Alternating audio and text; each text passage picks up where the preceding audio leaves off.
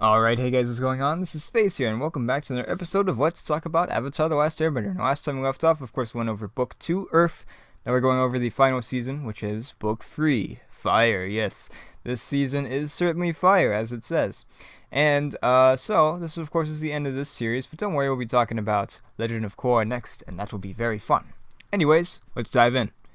So the very first episode, which was absolutely amazing, this especially has a lot of nostalgia for me. Of course, I remember watching the episodes from Book 1 and Book 2, but I very much remember the premiere of this one. It was just such a great time, and yeah, it was really exciting to see the final season of Last Airbender, which I think was already confirmed to be the last season. I don't know, but anyways, it was a very fun time.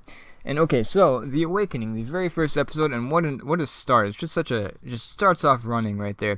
So of course, Aang was struck by lightning last time when he was in the Avatar state by Azula in the Crossroads of Destiny, that episode, which was an amazing episode. And this time, he awakes and he finds himself on a Fire Nation ship, and he's like really worried. He's like, oh gosh, I've been captured by the Fire Nation, no! But then it turns out that it's just a ship that Sokka and Katara and Toph and all those people captured, and also Sokka's dad is there too, and Balto too, because why not? And also some of the other people too, like Pipsqueak and the Dew, I believe, from the Freedom Fighters, Jet's Freedom Fighters. So that's really cool to see him again. And this happens, of course, weeks after the fall of the Earth Kingdom, as it says here on IMDb. And it says, Aang and his friends must infiltrate the Fire Nation. Katara meets her father for the first time in years. Zuko returns home, but is uneasy with newfound reputation. Yeah, so Zuko comes home too. This is when he arrives back at the Fire Nation, and he's like really kind of worried, and his father's there, and he's like, oh hey, what's up, Zuko? How you doing, man? Good to see you back. And at the end of this episode, I believe, is when they finally reveal what Fire Lord Ozai looks like, which is such an insane reveal too, by the way, because we didn't know what he looked like for like so long. We just see him as like the shadow, but then you see him as an actual person. You're like, holy crap, very shocking. But there's a scene in this, like Aang runs away because he's like, oh geez, I got to do this on my own and stuff, and he just runs away again, and it's really powerful and emotional scene. I really like it. It's how the episode ends too, I believe, or pretty close to the end.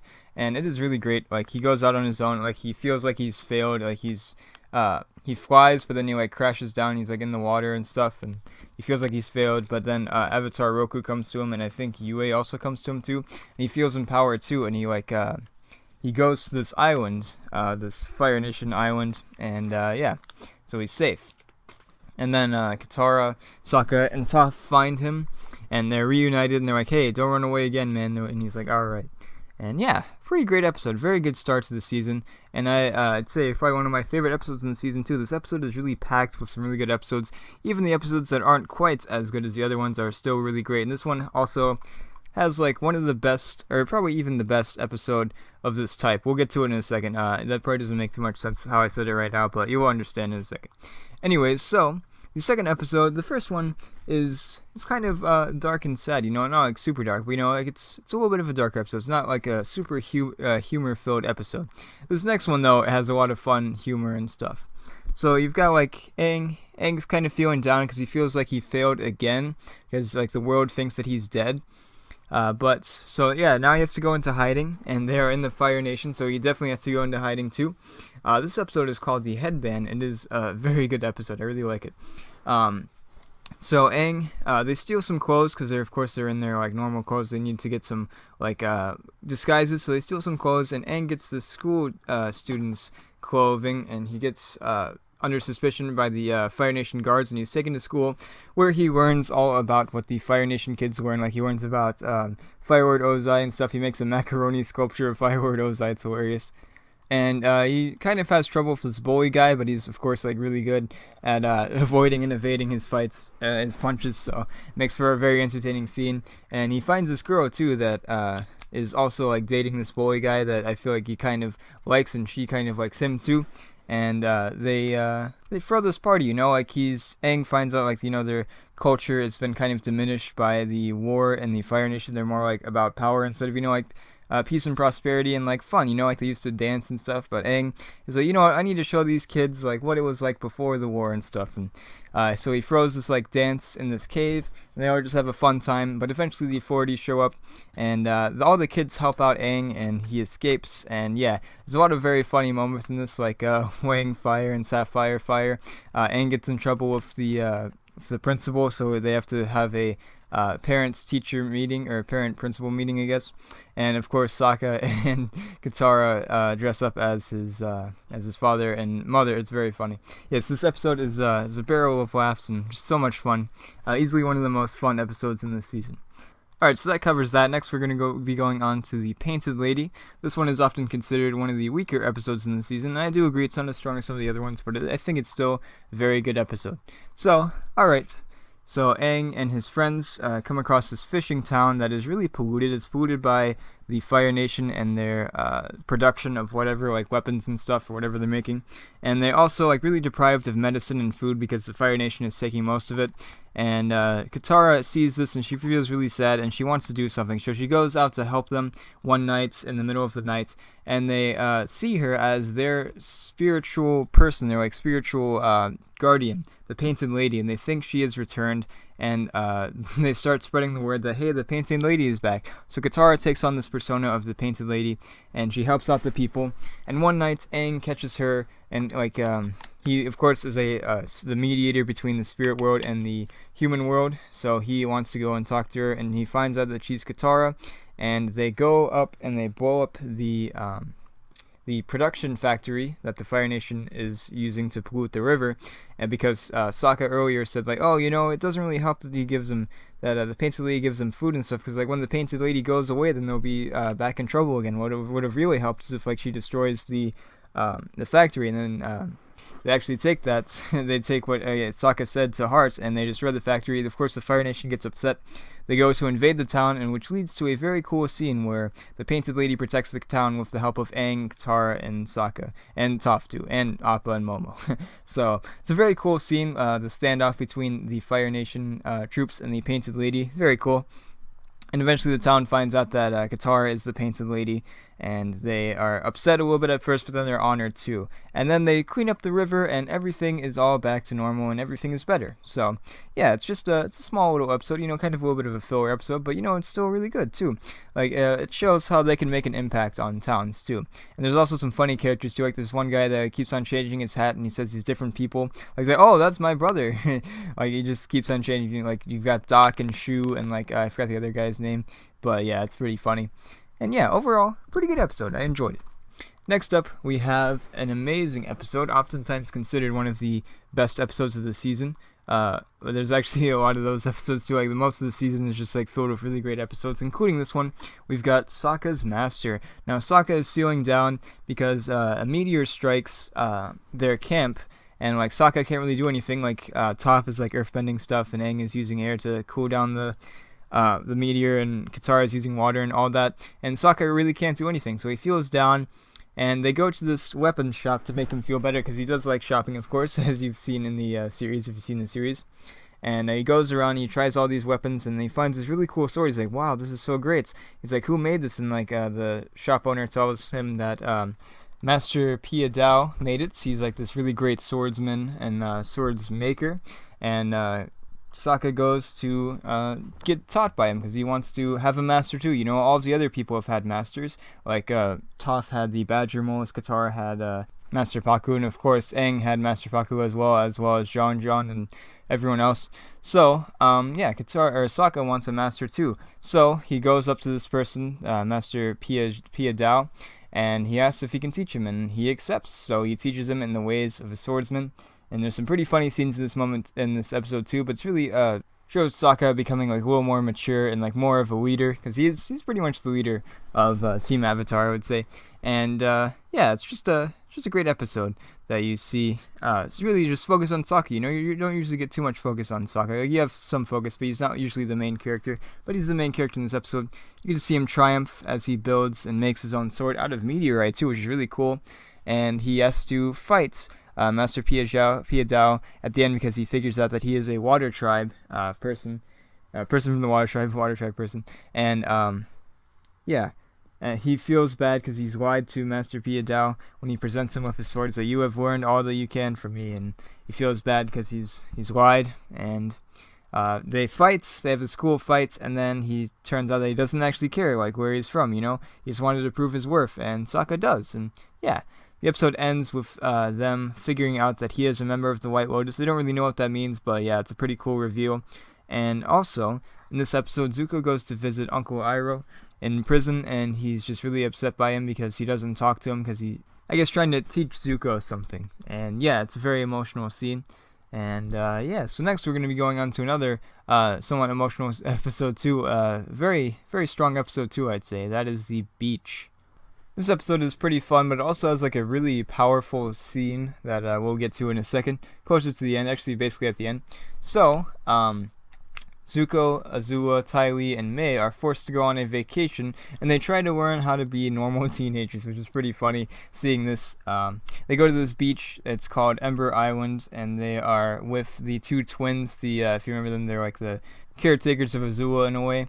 And they go there, and they just they live life, and they try to blend in. It's really funny. They play beach ball, and Azula gets like really into it and like burns down the net. She's like, that was. She's like just gets into her evil monologue, and then she's like, well, that was fun. And then they are invited to this party. I think Ty Lee is invited to this party, and then Ty Lee is pretty much the most normal out of all of them, the most teenager-like out of all of them. And they're like, oh, what about us? And then they're like, oh, fine, you can come too.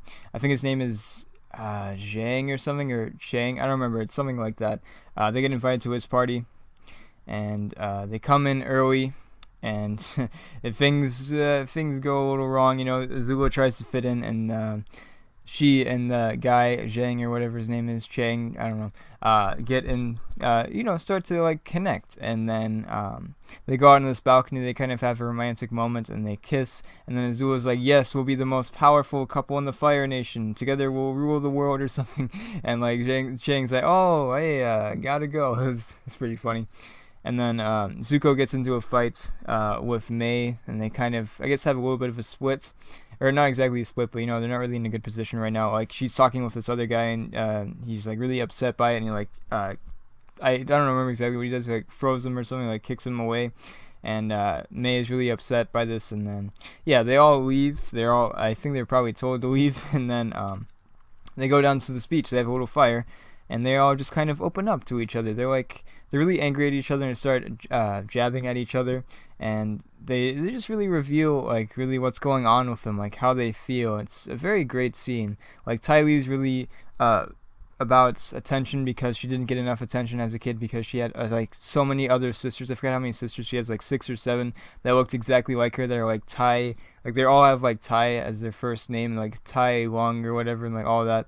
It's very interesting and kind of tragic too. Like how she was raised, like that's why she joined the circus, to get away from all that, to be different. She didn't want to be part of a match set. And then you have May that just really just kind of feels lonely. And you have Azula that, of course, wasn't loved by her mother, and her mother thought that she was a monster. And she says, of course, she was right, of course, but it still hurt.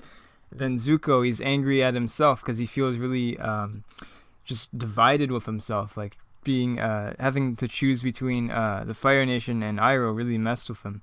It's a really good scene. Like probably one of the most emotional, like one of the most character revealing scenes out of the entire series. It's a really good scene. If you haven't seen it, I recommend the entire episode, but even just that scene is really good. And then they all kind of come together, and May and Zuko get back together, and then they decide to go over to the guy's house and burn it down. And it's a great ending. It's a very, very good episode. I think this is also the scene. Yeah, this is also, I forgot to mention that Zuko hires this assassin, Combustion Man.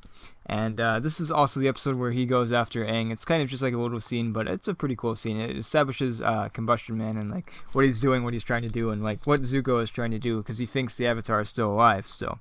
And yeah. So next up we have this episode. I would say is easily top 10, maybe even top 5. If not top 5, then pretty close to top 5. This is the Avatar and the Fire Lord. This episode. Ooh, it is so good. This is when we finally learn more about Roku. This is where we get all of his life story. And boy, is it great. And we also get Fire Lord Sozin's story, too, the guy who started the 100 Years' War. So here we go. This is an amazing episode, so sit back and relax. So what happens is that this is all started. Zuko finds a scroll in his bed that says like, "Hey, find out the truth or whatever." I don't remember what he says exactly about your grandfather, or sorry, great grandfather, since his grandfather is a Zulon. And then Zuko goes down to this like chamber and finds the story of Fire Lord Sozin, and then Aang is also visited by Avatar Roku, and he's like, "Hey, I need to tell you something, tell you how all this happened, and how I made a mistake." So it goes into the story telling how Roku and Sozin were childhood friends, they grew up with each other, and of course Sozin was going to be the Fire Lord eventually, so he's a Fire Prince, but they were still like really good friends, and then eventually it is revealed that Roku is actually the Avatar, and he has to go on this trip to find out, like, learn about himself and learn about all of the nations and how to bend and like his spiritual connection. So he does that. He feels sad that he has to leave Fire Lord Ozai, or in this case he's not Fire Lord yet, but he has to leave Prince Ozai behind. Like, he feels kind of sad. They both feel sad, and then he gives him Fire Lord Ozai, or sorry, Sozin, in this case Prince Sozin, gives him like his little like hairpiece thing, you know, like the thing that like keeps the bun together at the top knot or whatever. He gives him that, and he wears it, and that's how he gets that little top bun thing that he always has. So he goes on a trip around the world to learn all of the bending. It turns out that he was friends with Monkey Yatsu too, which is really a cool reveal, and he learns all of the elements. And eventually he comes back, he gets married, and then Sozin and him are still friends. They start to divide a little bit. Like, Sozin wants to bring all of the peace and prosperity and whatever else, like the strength and honor, to the rest of the world. And he's like talking about, hey, well, together we can like do great things. And Roku's like, no, this isn't right. We shouldn't rule the world. And then they kind of have a little bit of a divide there. They don't see each other for a while. And eventually Roku is traveling around and he finds like the fire emblem, I think on like a Earth Kingdom place or something, and he's upset by this, so he goes to confront him and he gets mad. They have a duel, and Avatar Roku wins, of course, because I mean, like, obviously, and he's like, never do any of this again. Like, he wants to start a war and conquer the world, but Roku's like, no, don't do it. And then eventually, years later, Roku is on this island. It's like near a volcano, and the volcano erupts, and he saves the town people, but he's in danger. And then Sozin comes. He sees the smoke from Roku's island. He goes there, and he helps Roku, but then eventually he leaves him for dead, and that is how Roku dies. And with his death, the reason why he left him there, Fire Lord Sozin, is so that he could start the war, and that's when Sozin's comet comes. He uses it to destroy the Air Nation, because he knows that the next Avatar would be an Airbender. And yes, so you get revealed how all of this happened, how the start of the war happened with the destruction of the Air Nation. And yeah, it's just such a great episode. Really reveals a lot and tells you a lot too. Like, you finally get to learn more about Avatar Roku, as well as Fire Lord Sozin. And it's revealed at the end of the episode, a very great reveal, I must add, that Zuko is actually related to Roku. That's his great-grandfather too. Like, his mother was the direct descendant of Avatar Roku, and Zuko is, of course, the direct descendant of his mother, so yes. And this is all revealed by Uncle Iroh. He wants Zuko to learn more about his past and try to make a decision there. Try to get him on his side, basically, try to get him to help the Avatar. So there we go. That was that episode, the Avatar and the Fire Lord. Amazing. Next up, we have The Runaway. This episode starts off really good with Katara turning in Toph, and it flashes back to days before. So Katara, all the gang is together, and they are kind of running low on money. So Toph has an idea of running scams. So they start running scams all over the city, and they really get good at it, and they get a lot of money too. And the townspeople are very suspicious of her, so they start putting up wanted posters, and Katara's like, this is too dangerous, you need to stop. And then they get into like a big fight, like Katara's always mothering her and badgering her, and Katara's upset by this, and there's this funny scene where they try to get them back together. Aang and Sokka try to get them to be friends again. Sokka has this new eagle, or hawk, this messenger hawk, and he tries to write a letter and send it to Katara, saying that it's from Toph, but of course Toph can't write because she's blind, and then Katara figures that out, and then Sokka's like, oh, well, what if we send a letter from Katara to Toph? And then Aang's like, I think we're going to run into the same problem, or I think maybe Aang suggests that, I don't remember, but anyways, so they are in this argument, they're in a fight, but then eventually Katara overhears Sokka and Toph talking about her, and she's saying all these good things about her, and she really warms up to her. And Katara comes back, and of course she doesn't tell her that she heard everything that Toph said, but she comes back and she apologizes, and they want to run a scam together. And Toph is really shocked by Katara wanting to run a scam. But then they do it. They try to do it, and what happens is that Katara arrests or turns in Toph and gets the reward for her bounty, and then they were gonna break out, of course, because Toph is a very powerful earthbender, so she could probably break out of the prison, but it turns out the prison is made of wood and you can't earthbend wood, so then Katara gets arrested too, and they are both used as baits for Aang and it's just Aang basically. Combustion Man isn't concerned about Sokka, but they're just used as bait for Combustion Man, and yes, so now Aang has to fight Combustion Man once again. He breaks them out of jail. Well, they break out of jail. Katara uses her sweat to cut through the bars, which is it's kind of gross, but it's really cool too. Really inventive and ingenious. And they fight Combustion Man and they run away. So yeah, overall, a great episode. Yeah, I wouldn't say it's the best out of all of these episodes, but it still is a pretty fair episode. Next up, we have the creepiest episode in the entire series. That is the Puppet Master. This episode is perfect for Halloween, so here's how it goes. So the gang is in this forest, telling spooky ghost stories, and then all of a sudden this old lady appears, and they're shocked, oh god, and then they're like, oh, it's just this old lady. So then they become kind of friends with her. She allows them to stay in her inn, and they find out that she is from the Water Tribe, and they're like, wow, that's really cool. Not only the Water Tribe, but from the Southern Water Tribe, where Sokka and Katara are from. And they start to become friends, and they start bonding over that connection. And so they go into the marketplace, they get this stuff for, I forgot what it's called, stew, some sort of stew, and they have it, and then they find this locked room, and Sokka's really suspicious, why is this room locked? So they break in, he breaks in, and, Toph also breaks in too, and, all of them break in except for Katara. Katara's really upset that they would do this. They go inside and find this locked chest in there. They're about to open it when the old lady comes back, and they're like, oh god, and then she's like, oh, it's fine, here, let me open it for you, and it's it was just a comb that she had that was her a memory from the Southern Water Tribe, and she reveals in that moment that she is a waterbender, and she will teach Katara her ways, the Southern Water Tribe ways of waterbending, because the Southern Water Tribe doesn't have any waterbenders except for Katara. It reveals why that is. This episode does. So she starts teaching her, and then she tells her that she will teach her the most powerful piece of information that she learned at the moon, at full moon, which is coming up. So actually is that night. And so while all this is going on, they heard about these mysterious rumors. Aang, Sokka, and Toph are going to investigate this. These mysterious rumors of people disappearing in the areas, mainly at the full moon. And they don't know why this is. So they look around, they go to this one guy that actually escaped. He said he felt like he was under their control, and he was headed towards the mountain. So they go into the mountain, they find all of ththese people that are captured underneath there, because in the beginning of the episode, Toph says that she can hear people screaming in the mountain.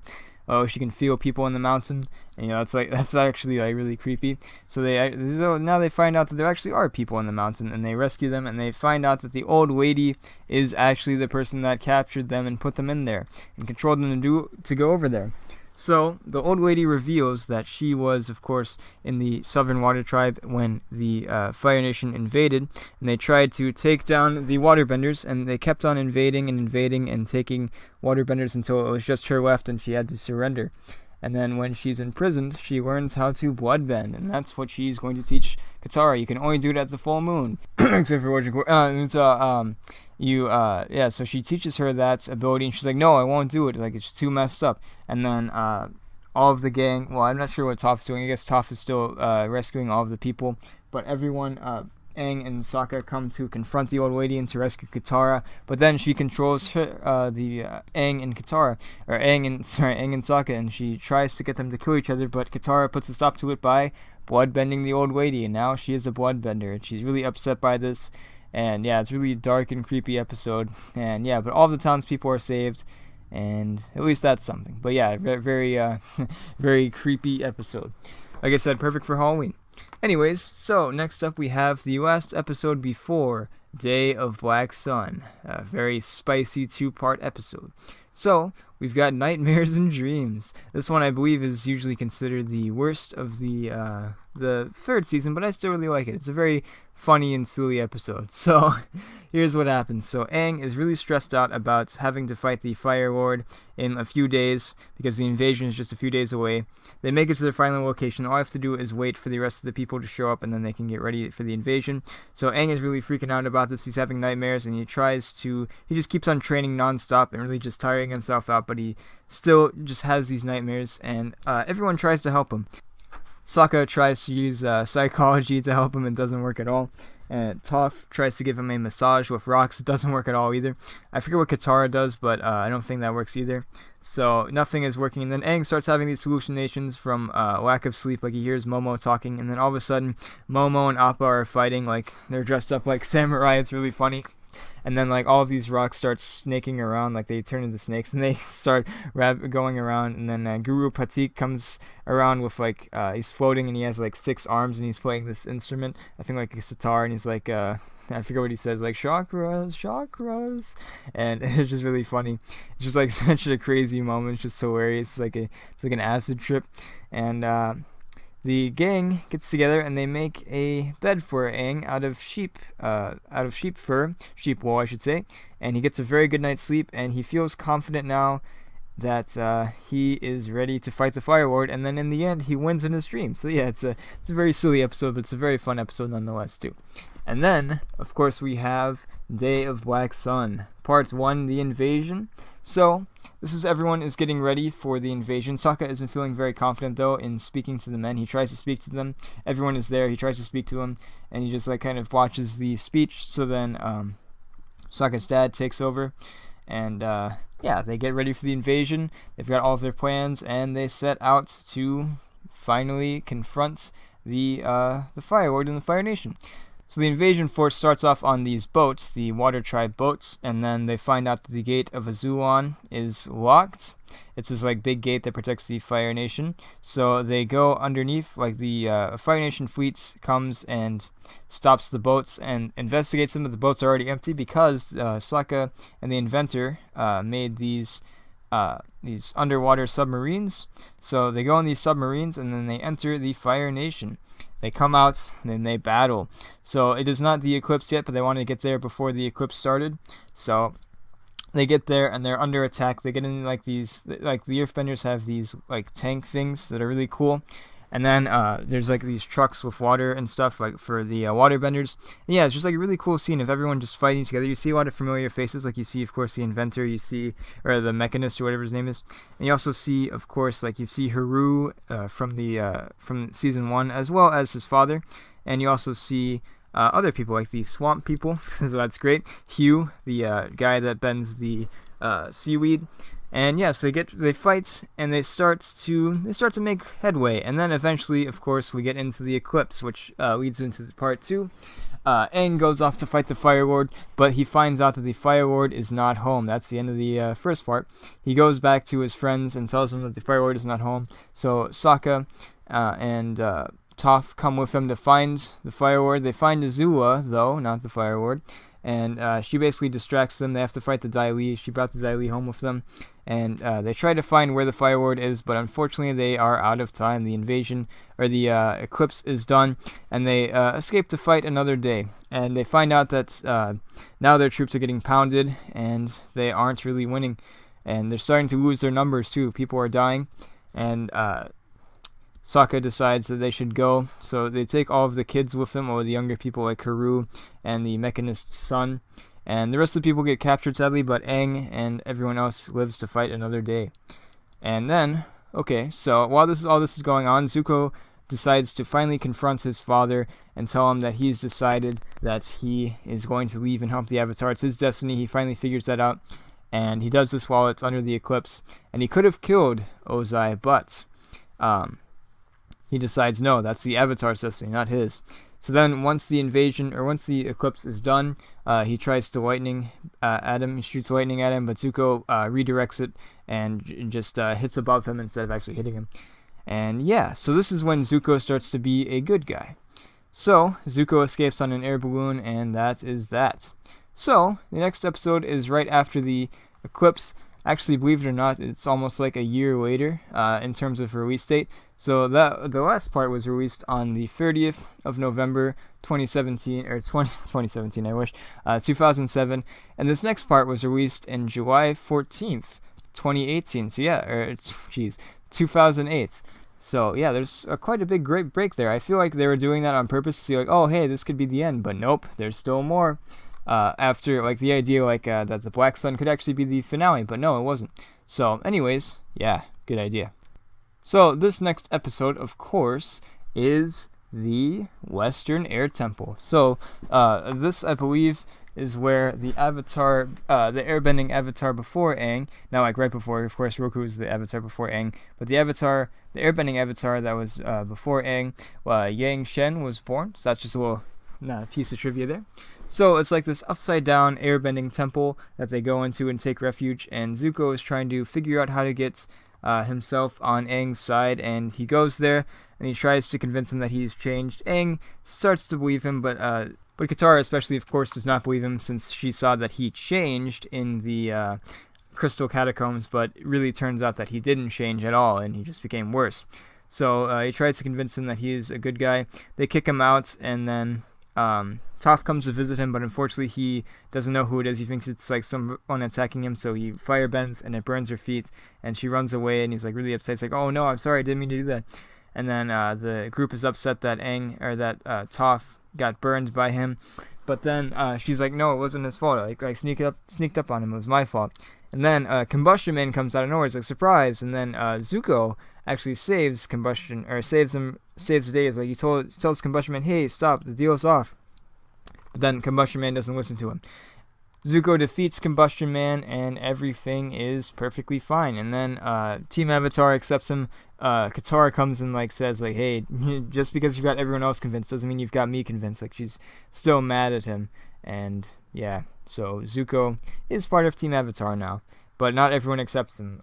Katara isn't accepting of him, but Sokka and Aang are pretty accepting of him, especially Aang, but yeah, Sokka is still pretty accepting of him. So, anyways, that moves us on to episode 13. That was a pretty great episode, and this one is great too. All the rest of these episodes are amazing. So, here we go.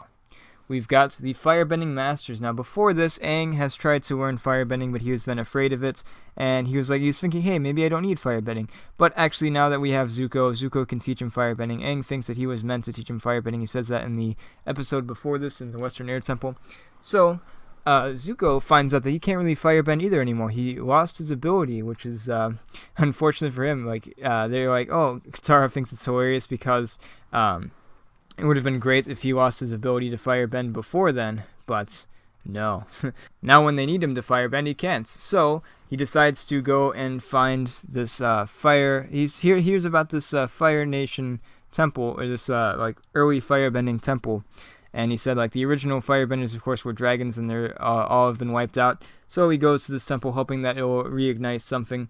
And they go together. Aang and Zuko go on this little trip, and they try to figure out, kind of the origin of firebending.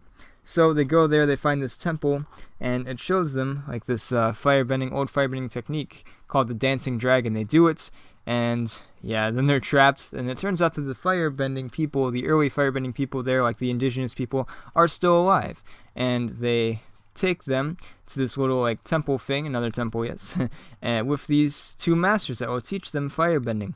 So they have to hold a flame to present them, so they're given a piece of fire, and they go up there. Aang's fire unfortunately extinguishes, and he's like, oh no, and he fights with Zuko. He's like, hey, give me a piece of your fire, and Zuko's like, no, make your own, and then he's like, I can't make my own, and then it turns out Zuko's fire goes out too, and the masters come out right at that moment, and it's actually not even like people, but it's 2 dragons. So there are dragons left, and they spiral around them, and then they figure out that the dragons want them to do the dancing dragon stance or maneuver. So they do that, and they are given the ability to firebend again. So Aang and Zuko can now firebend, and yes, it's a pretty great moment. And it turns out that Uncle Iroh was the last person to kill a dragon, but it faced the Masters. But it turns out that he wasn't the last person to kill a dragon. He was the last person to face the firebending Masters, the 2 dragons.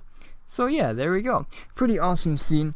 Pretty awesome episode with Aang learning firebending, and Aang and Zuko being on their own. They really haven't been on their own that much, so it was great.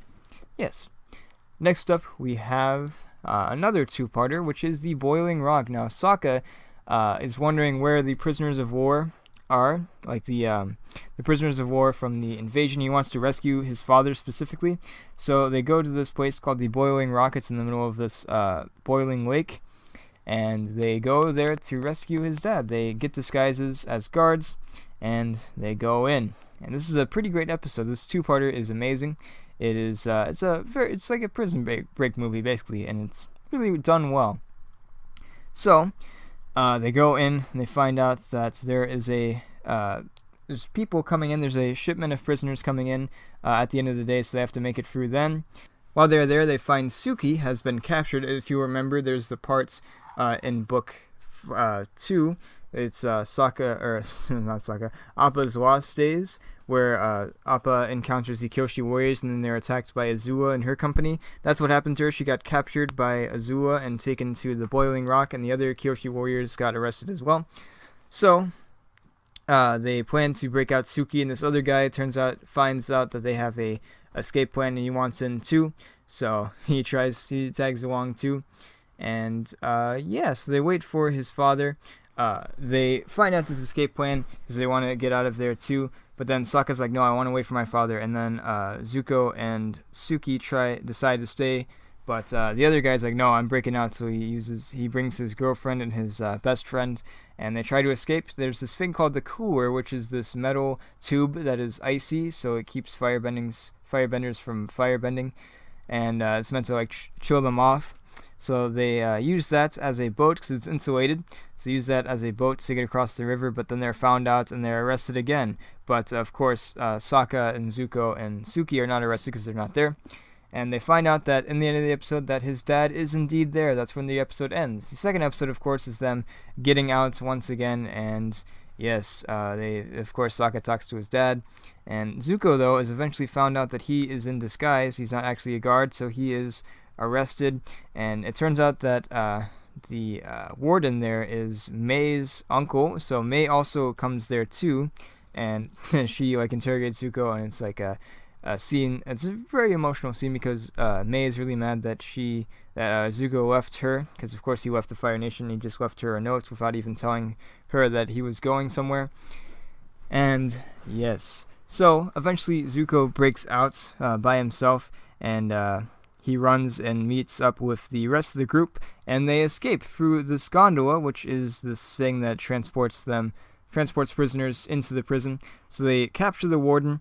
They use him as a way of getting off there because they knew they wouldn't cut off the cart if the warden was on there. So they use him to escape. But then Azula and company also are there too. They fly over there. They have this battle. It's a really cool battle. And then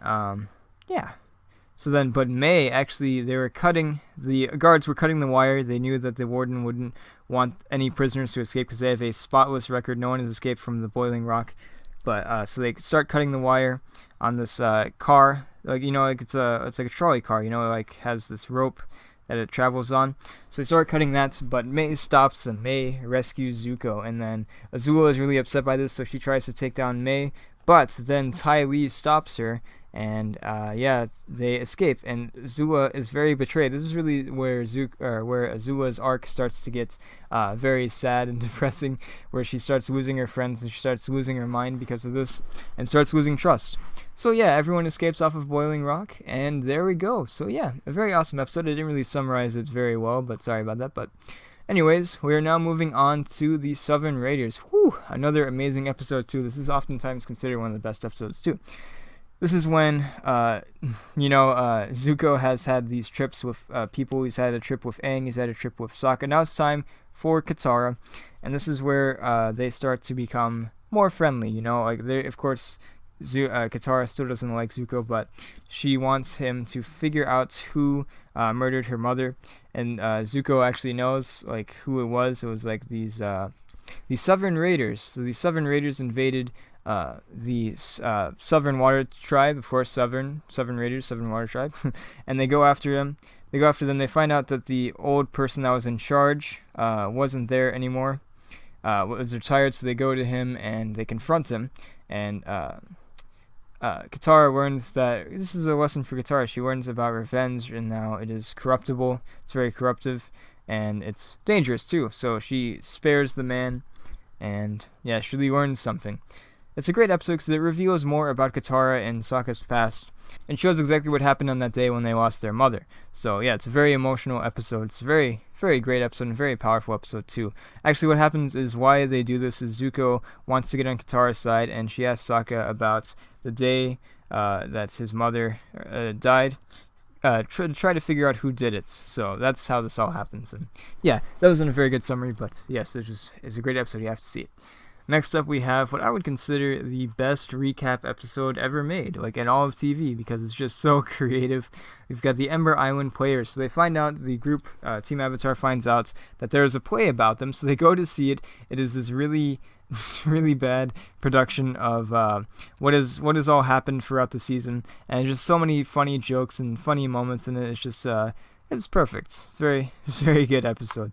And it's just such a fun episode, and a very good recap. It really tells you if you missed anything, like what happened, like how they got here, and it is just hilarious.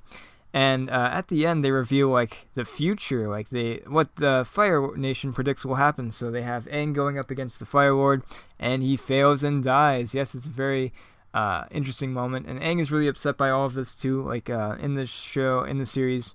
Or in the play, I should say, Katara just sees him as a good friend, and he's upset because he actually, of course, he loves Katara, and he's upset by this. And Katara and Aang go out, and they have like this moment on the balcony where Aang's like telling her that he loves her, and he tries to kiss her, and she just kind of runs away. Like it's a confusing time for them, and it's not really the time right now with the war going on and stuff. So yeah, it's kind of a sad moment, but yeah, overall a very, very funny episode with some. I guess darker moments too, like not like super dark, but like not as lighthearted moments too, which is good. Next up, we have the season finale, the 4-part season finale. That's Sozin's Comet. So we have the Phoenix King, we have the Old Masters, we have Into the Inferno, we have Avatar Aang. We'll be going through all of these, so let's do it. It has all been leading up to this moment. Now, what I would recommend for watching this is if you're watching this in parts and not like the entire season at once, what I recommend is watching Ember Island Players before watching the rest of this, and then watching all of them together. It's like an Avatar movie.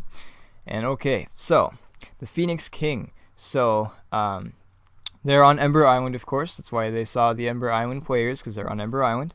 Just chilling out before they're ready to fight the Fire Lord. And then Aang reveals that, no, they're not going to fight the Fire Lord by the end of the year. Like, he's not ready yet. Or the end of the summer. Like, Aang says he's not ready yet. He's only just started learning firebending, and he hasn't mastered earthbending quite yet either. And Zuko is upset by this. Like, he knows like what's at stake. Like, he's heard their plan, the battle plan, about what would happen. Like how Ozai is going to use the Sozin's Comet to burn down the Earth Kingdom. So he gets into a fight with Aang and tries to convince him that, hey, we got to do this. We got to fight the Fire Lord. And then Aang feels like really stressed out by this, so he leaves. He escapes, or he just leaves Ember Island, and he finds this lion turtle, or this island, this giant moving island. We don't know it's a lion turtle yet. He goes on there, and he disappears, and it's very concerning, because like that's like right before Ozai is going to do his master plan. So, at the end of this episode, Ozai is now crowned the Phoenix King, and Azula is crowned the Fire Lord, the new Fire Lord. And so the Phoenix King is like the ruler of basically the world. So yeah, Ozai is really letting the power go to his head. That's why this episode is called the Phoenix King. So we have the Old Masters. This time, Zuko and the group is trying to find Aang. They go to June, that guy, the girl with the mole thingy, like the giant mole. and they have a staff, I believe. The mole smells it, and it realizes that Aang is not on the earth anymore. It doesn't mean that he's dead. It just means that he would have known if he was dead. He's just like not on the earth. So they decide to go and find Iroh instead. So they find Iroh, as he's the only person that they think could help them. So they go there and they find the old masters. It's these the White Lotus is finally revealed. It's like this group of basically old people. You have King Bumi, you have Master Paku, you have Zhang Zhang, and you have Master Pia Dao, Sokka's master. So they meet up with them, and it turns out that Uncle Iroh is the leader of the White Lotus. And this is also when King Bumi reveals that how he escaped. So he escaped on the eclipse. What he did was he broke out of jail, or out of his like little prison thing, and he like took down basically every Fire Nation thing inside Omashu. So yeah, it was a pretty great scene. And then he asked, "Oh, what did you guys do on anything fun on the day of the invasion?" And Sokka's like, "No, not really." And then Zuko's like, "Yeah, no, nothing." it's a pretty funny scene. And anyways, so Zuko goes and talks to his uncle. Like he sits there, like it's a very emotional scene too. Like he talks to him, and Iroh has his back turned to him, and then he turns around, and then he just hugs him, and it's a very emotional scene. And it's great, and they're all united together, so it's very good. Then they talk about what they should do, and how they should head over to where Ozai is going to start burning, and stop him, because they expect Aang will be there. Like they trust that he will come and save the day. So Aang at this moment is on the floating island. He doesn't know where he is. He contacts the other avatars because he's really concerned with killing Ozai. Like he doesn't want to kill anyone. He wants to just be peaceful, because he was taught by the monks to be peaceful and not kill anyone. So he's really upset by this, the fact that he might have to actually kill Ozai. So he contacts the other avatars in hopes that they will help him and find a way to help him. And he talks to first Avatar Roku, then he talks to Kyoshi, then he talks to Kuruk, the waterbending and Avatar, and then of course he talks to Yang Shen. And it's a really great scene. You get to see the avatars, you get to learn their story, like you get to learn Kuruk's story, and it's just great. And so he goes to this lion turtle, like he figures out, like he's like, what is this island? So he goes underwater, turns out it's a giant lion turtle. The lion turtle instills him with knowledge of how to defeat Ozai without having to kill him. So that is great. Next up we have Into the Inferno. This is a pretty fiery episode, if you get what I'm saying. So Aang finally confronts Ozai. So what happens here is you've got Katara and Zuko go after Azula. They have an Agni Kai. They were going to fight each other together, but then Zuko challenges her to an Agni Kai. It's a very, very awesome scene. If you haven't seen this scene, especially, this is really good. The music takes over. It's like really dramatic. Brother versus sister. And in this time, Azula is starting to lose her mind. Like she's not trusting anyone. She's firing everyone. And she's about to be crowned Fire Lord when Zuko and Katara arrive. They fight. Zuko gets hurt, and Azula directs lightning at Katara, and Zuko jumps in the way. He gets hit by the lightning, and Katara has to fight Azula. She wins, and Azula just completely loses her mind. It's a very, very sad moment. Even though Azula is a villain, it's just kind of sad. She's only 14 years old, too, and she's already just messed up. So, of course, Katara heals Zuko. And then while all this is going on, there's a bunch of airships that are heading over and are ready, that have the Fire Lord on them. So Sokka and Suki and Toph go to take down the airships. I forgot to mention that it's really great that you get to see more Suki in these last few episodes. Like after the Boiling Rock, you get to see Suki in at least every episode, which is great. So they take down the airships, and they barely take down the airships. They get into the situation where Sokka is holding on to Toph, who is dangling over the edge. He hurts his arm. He throws Boomerang for the last time, and he throws his sword too, and those are gone, sadly. But he does that, and he thinks that they're going to die. And actually, the audience, I would say, probably thinks they're going to die too. Like, it's a really very emotional scene. But then Suki comes to save the day. He's like, Boomerang didn't come back, but Suki did. It was great. So yeah, that was a very, very awesome scene right there where, yeah, they're very close to death, but then Suki comes. So that's great. And then while all this is going on too, Aang finally arrives and he fights the Fire Lord. They get into this pretty heavy fights, and it doesn't look like Aang's gonna win, but then he starts winning, but then Fire Lord Ozai starts winning again, and Aang is in this little ball, and Fire Lord Ozai's about to open the ball and like basically kill Aang, but that's where the episode ends. And then the last episode, of course, is called Avatar Aang. It's the final fight between Ozai and Aang. They fight, Aang goes into the Avatar state and takes down Ozai, and then he takes Ozai's bending, which is a really cool scene too. I really just breezed through that, but that's basically it. It's like it was a lot cooler, of course, in the actual episode than it is me just describing it to you. But it's a really great moment. This is what the series has been leading up to, and I think it is pretty satisfying. I know some fans don't think it's as satisfying, but I still think it's really satisfying.